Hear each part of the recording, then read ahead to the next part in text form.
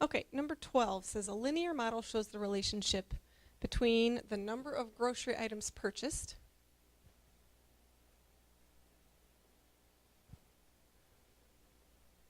and the total cost of the grocery bill.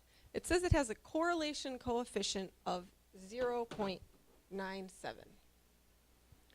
Okay, so let's just review. Correlation coefficient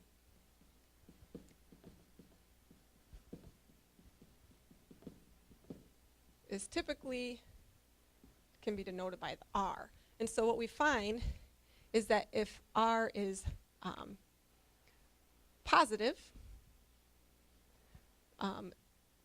then the trend is a positive trend. In other words, increasing from left to right. If R is negative, then you have a negative trend in your data or your correlation. In other words, decreasing from left to right like this. And then the other thing we find is that if R is close to +1 or -1, it's a strong correlation. If R is close to 0, it's a weak relationship correlation.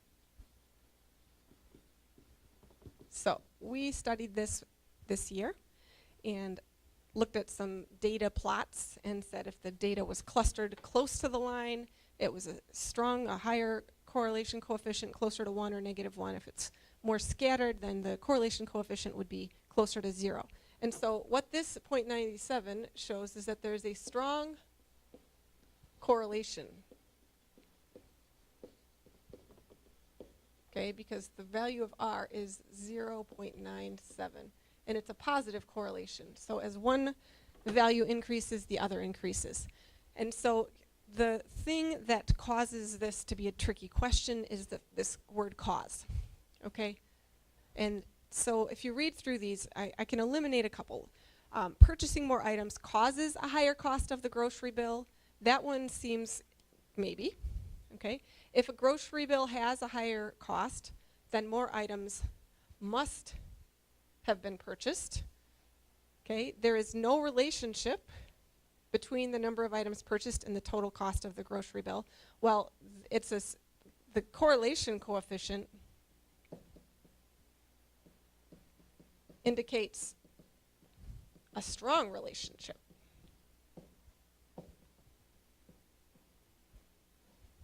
So this one I can eliminate. But the other ones we need to talk about.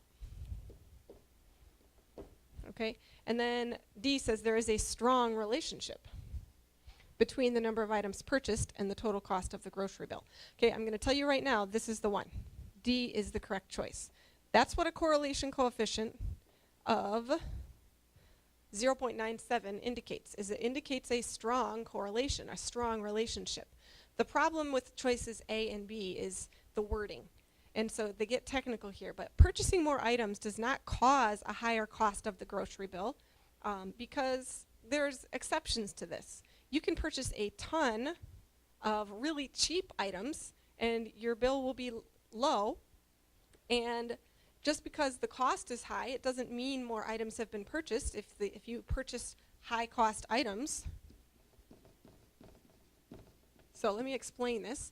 If you purchase low cost items, you can have a low bill.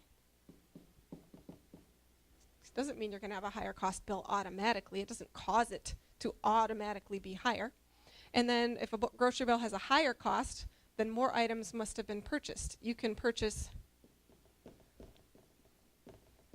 few items and still have a high cost. So the things that are the key word here are causes and must. Those are the warning words there. Okay, correlation does not mean causation. Okay, I'm going to say that right here. Correlation does not equal causation. And correlation also cannot mean anything, doesn't mean something must happen, only that it's likely.